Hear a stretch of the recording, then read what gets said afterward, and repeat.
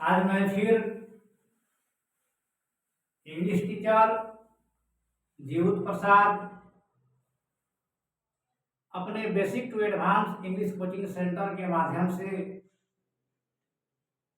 सभी विद्यार्थियों को शुभ आशीर्वाद देता हूं। वरिष्ठों को सादर प्रणाम और साथियों को नमस्ते करता हूं। आज मैं इंग्लिश ग्रामर के एक टॉपिक है जिसका नाम है वॉइस, उसी के बारे में चर्चा करने जा रहा हूं।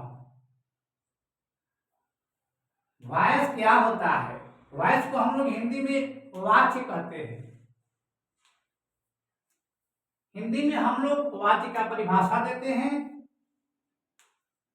क्रिया के रूप को हम लोग वाच्य कहते हैं। इंग्लिश में the form of verb is called voice. यानी कि इंग्लिश में भी और हिंदी में भी क्रिया के रूप को ही हम लोग वॉइस कहते हैं। वॉइस दो प्रकार के होते हैं। इंग्लिश में दो ही प्रकार के होते हैं, लेकिन हिंदी में तीन प्रकार के होते हैं। तो आज एक्टिव वॉइस और पैसिव वॉइस के बारे में हम लोग समझेंगे कि एक्टिव वॉइस क्या होता है। एक्टिव वॉइस में जो सब्जेक्ट होता है सक्रिय होता है, काम खुद करता है। यानी कि एक्टिव वॉइस में कोई काम करने वाला होता है और पैसिव वॉइस में काम किसी के द्वारा होता है। तो आज मैं एक्टिव वॉइस में जो हेल्पिंग वर्ब्स होते हैं और पैसिव वॉइस में जो हेल्पिंग वर्ब्स होते हैं उन्हीं सबके बारे में बतलाने जा रहा हूं। और इसके आगे वाला वीडियो में एक्टिव से पैसिव कैसे बदला जाता है इसके बारे में बतलाया जाएगा। देखिए, तीनों टेंस में प्रेजेंट, पास्ट, फ्यूचर, प्रेजेंट में present indefinite, present continuous, present perfect और पास्ट में past indefinite, past continuous, past perfect और फ्यूचर में फ्यूचर इंडेफिनिट और फ्यूचर परफेक्ट टेंस का ही हम लोग एक्टिव से पैसिव कर सकते हैं।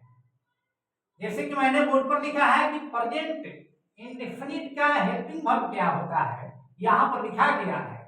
जब हम लोग प्रेजेंट इंडेफिनिट के निगेटिव सेंटेंस या इंट्रोगेटिव सेंटेंस को बनाते हैं तो उसमें डू या डज हेल्पिंग वर्ब का प्रयोग करते हैं।